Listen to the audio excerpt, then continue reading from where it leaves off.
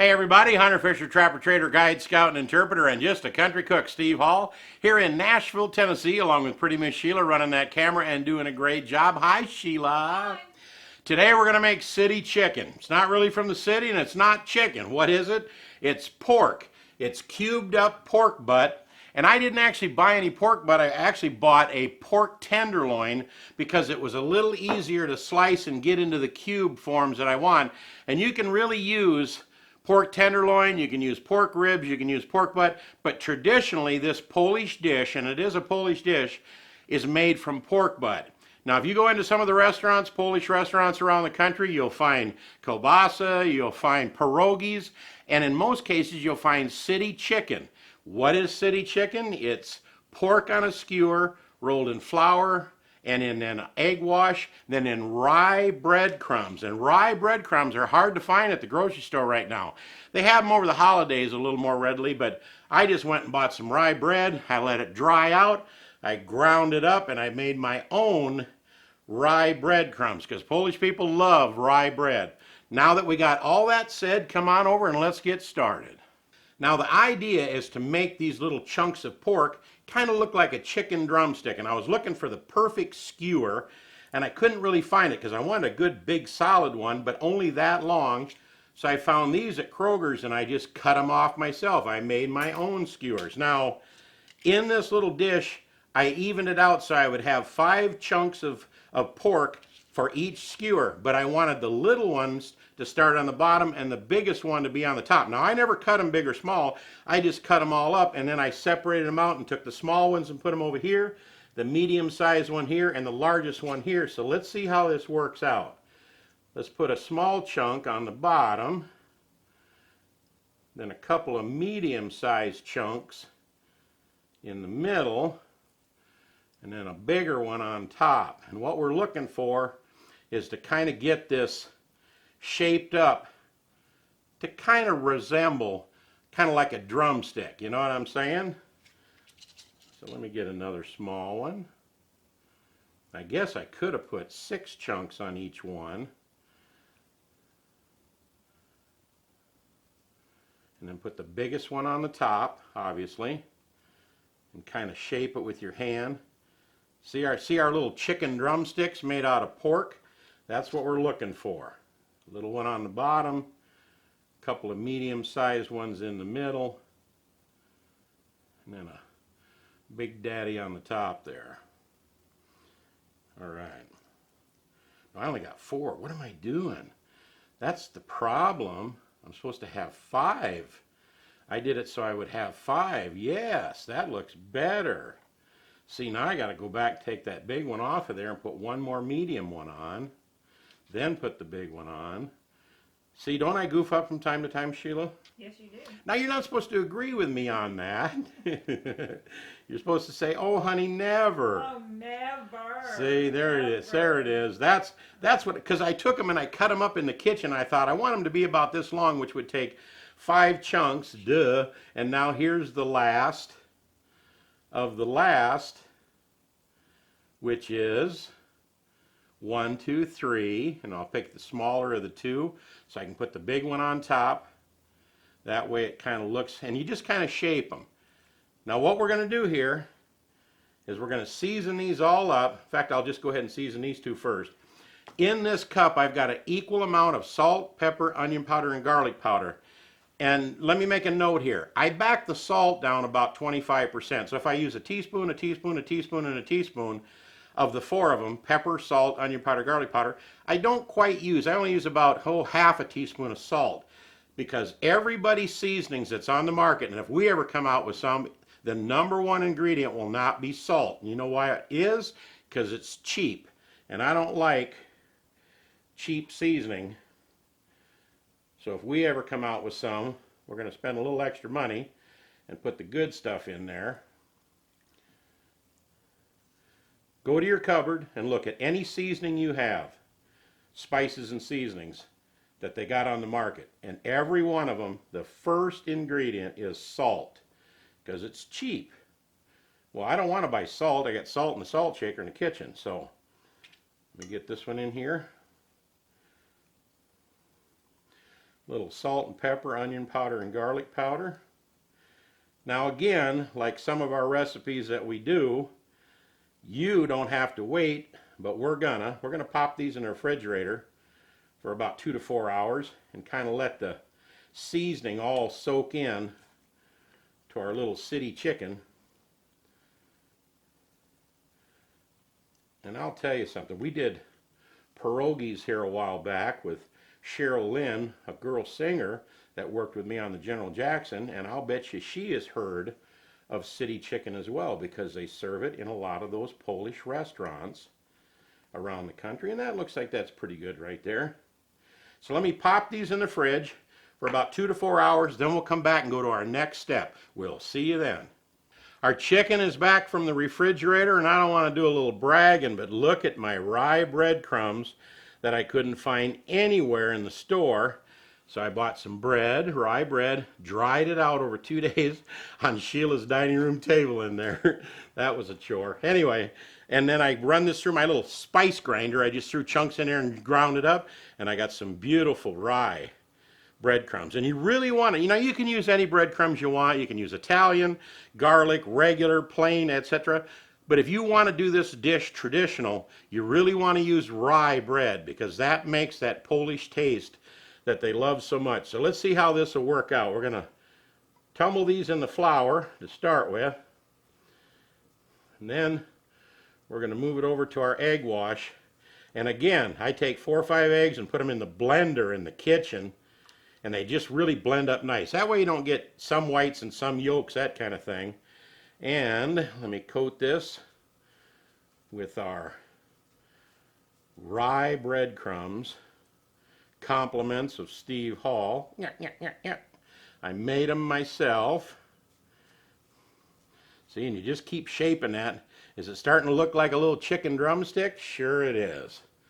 All right, another one in the flour. And then through our egg wash. This is just all-purpose flour. And eggs, whites and yolks both, blended up in the blender in the kitchen. Then rye breadcrumbs that I made in the kitchen. I get proud of a lot of simple things, don't I, Sheila? Yeah, nothing wrong with that. Okay, cool, cool. Clean off our little stick, kind of mash it. Man, it's looking good. Our oil is heating up over here in the pan. You can use any kind of oil you want. You can cook them in lard. You can use peanut oil. I just happen to have peanut oil in there today, so that's what it's getting. Got the flour on there, back in our egg wash, and then into our rye breadcrumbs.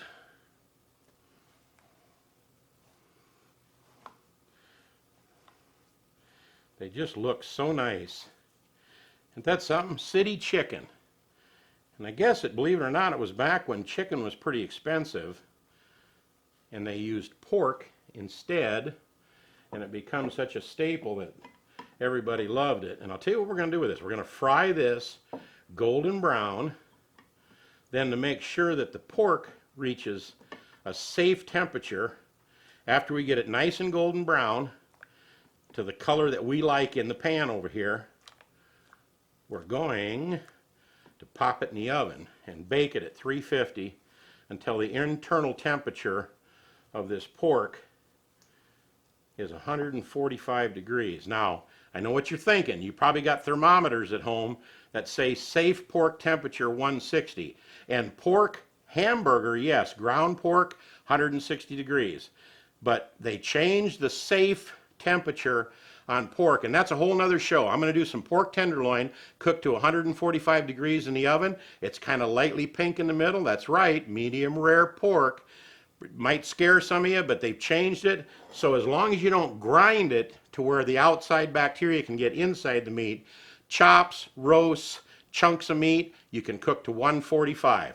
But right now, let's get these over here in our oil and get them browned up, and then we'll move on from there. Man, I got to tell you, before we do the next step, I got to show you this. This is my new little handheld laser thermometer. I shoot it down in here. It shows 360 degrees. I just took this old-timey one out, and it was exactly 360 degrees. I went about 10 degrees over because when I put this chicken in there, it's going to cool it down a little bit anyway. But it's a laser beam. You just shoot the oil. Now, if I shoot my hand, it says it's 93 degrees on the outside of my hand right there. 359 degrees and slowly cooling. I got to turn the heat back up. But it's a little laser gun. I'll do a show on just this thing here for doing checking temperature. It goes from like 20 below. Sheila's been in the kitchen shooting stuff in the refrigerator and the freezer and even the side of her foot to see how hot and cold everything is. But it is slick. Now, with all that said, let me drop these babies in there. We're going to fry up our little city chicken.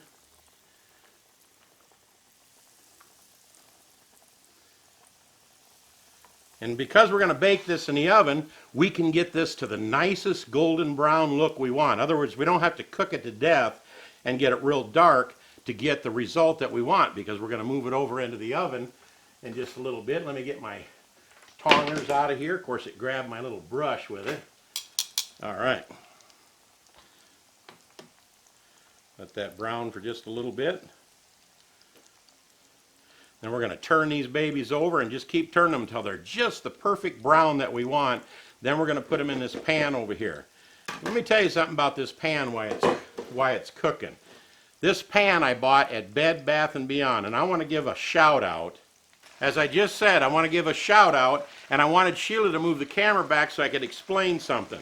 I was looking for this perfect pan to put this recipe in. I went into Bed Bath & Beyond and overcome a guy by the name of Marius. I'll tell you what, the nicest guy, big smile on his face. What are you looking for? I told him, and he took me to 5 different locations. Bed Bath & Beyond, I hope you're watching this video, because you need to clone him and put him in every store you got, because he's the friendliest guy, the most knowledgeable guy. He said, if we don't have it, we'll order it online and get it in for you.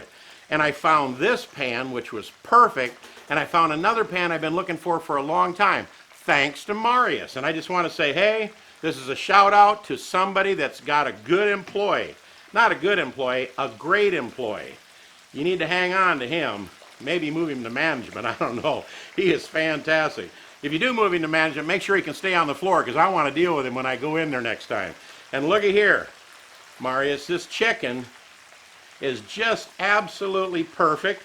I got it right to the color I'm looking for, a nice golden brown. And I'm putting it in this rack that Marius helped me find in the store. You know, I hate grumpy employees. I hate people that say, you know, I walk up to him and say, where can I find a pan? Ah, it's over there. He didn't do that. He said, come with me, we'll find it. He personally took me to, like I said, 4 or 5 different locations. I sound like I'm going on, but Marius, thank you. Those are the kind of employees I like to deal with. Come on over here, let's get a close look at this chicken before we pop it in the oven. Thanks again, Marius. Well, what do you think of our city chicken fresh out of the pan, Sheila? Delicious. It does look good, doesn't it? I got to tell you, we're going to finish this off in the oven, and that gives us 2 benefits. One, we only had to fry it to this nice golden brown color. We didn't have to cook it to death over there to get it done. And getting it done in the oven allows us to bring the internal temperature up to a safe temp. Now, chunks of meat like pork chops, pork roast, pork tenderloin, you only have to bring it to 145 internal temperature. Of course, if you're doing a big roast, you'd probably want to go 220 for 8 or 10 hours and make it, you know, barbecue or something. But the only thing that you have to cook to 160 these days, because they changed the safe temperature from 160 to 145, is ground pork. If it's ground pork, you do, like if you're making meatloaf and you're using pork, you do need to bring it up to 160. Now in the bottom of our pan here, we're going to add about 1/2 cup of water to create a little steam. To keep them nice and moist, we're going to cover it with aluminum foil. We're going to cook it at 350 degrees until the internal temperature of our little city chicken chunks are 145. I might cook it to 150 just to make everybody happy. In fact, if you cook it to 145 and pull it out of the oven, it'll still go up to about 150. We did that before. So let's get this in the oven, and we'll see you when it raises up to 145 to 150 degrees, and we'll have us some city chicken. All right, it's at 152 degrees, fresh back from the oven. Look in here. Our baked. Marius, can you see this? It don't take me long to look at a horseshoe. This stuff here looks at, let's check the stick. That ain't too hot. Fantastic. Looky here, our city chicken. What do you think, Sheila? That's look good. City chicken, and it's not even chicken at all. And to be traditional, if you're going to serve it like they do in those Polish restaurants, you got to serve it with sauerkraut and mashed potatoes and gravy. That's the entire plan right there. Look at that. I'll tell you, this gravy is out of a packet. This sauerkraut is out of a jar. These potatoes are out of a box. But we made this from scratch. And doesn't it look absolutely delicious? This is our city chicken. I want to thank that guy over there that found me that pan so I could cook it up right. With good employees and good help and good camera people like Shishi, Well, thank you. we got her going. Well, let's get this centered over here and let's try it up. I'm telling you, I've been dipping my fork in this little gravy boat over here. So let me get a little bit of mashed potatoes and gravy, even though it's all store-bought stuff. That works. Now this sauerkraut over here, I put little bits of sweet ham in there, honey-baked ham. I put it in there when I cooked the sauerkraut on the stove.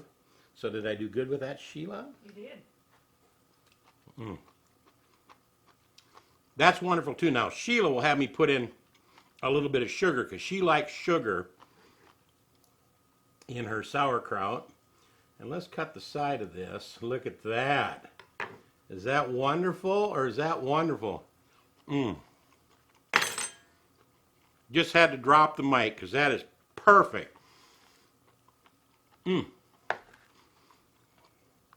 That's what I'm talking about not cooking that pork to death at 160. If you can get by with 145 or 150, if that makes you happy, that is absolutely outstanding.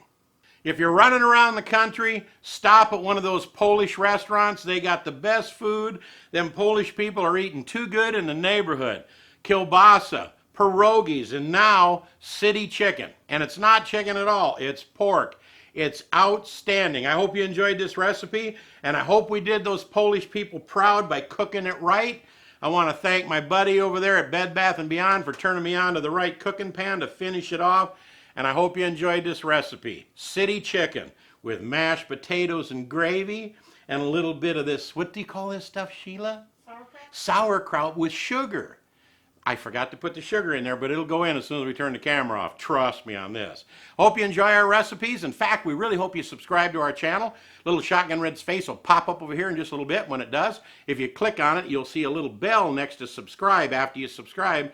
And what that bell does when you click on it and check all the boxes is you're asking us to notify you every time we come out with a new recipe. And we really hope you do that instead of you having to check back all the time. We'll just send you one every single time. In fact, we're going to put a little series of recipes over here. It's called a playlist. You click on that. We hope you enjoy some of them. And is this the most delicious city chicken, Polish recipe city chicken you ever ate? If it ain't, it ought to be. Steve Hall in Nashville, Tennessee, along with Pretty Miss Sheila, telling you all the instructions and all the ingredients are right underneath the video. In fact, when you see the word show more under the video, click on it and the whole recipe will drop down. You can copy it and paste it.